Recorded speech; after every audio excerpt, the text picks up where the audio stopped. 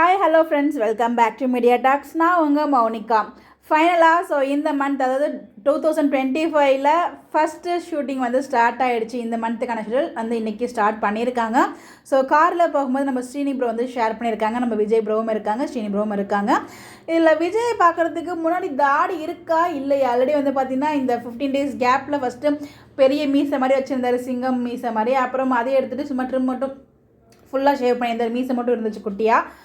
அப்புறம் நம்ம ரீசெண்டாக நியூ இயர் அப்போ ஒரு போஸ்ட் பார்த்துருந்தோம். அதில் கொஞ்சம் லைட்டாக தாடி வளர்ந்துருந்துச்சு. ஸோ இந்த அப்போ கொஞ்சம் வளர்ந்துருக்கும் அப்படின்னு பார்த்தா, இதில் பார்க்கும்போது நான் உங்களுக்கு ஜூம் பண்ணியும் காமிச்சிருக்கேன். இதில் இருக்கா இல்லையான்னு தெரியல. ஒரு சிலப்போ எனக்கு இருக்கிற மாதிரியும் இருக்குது, இல்லாத மாதிரியும் இருக்குது. ஸோ ஒரு லுக்கை பார்க்கதாங்க நான் ரொம்ப வெயிட் பண்ணிட்டுருக்கேன்.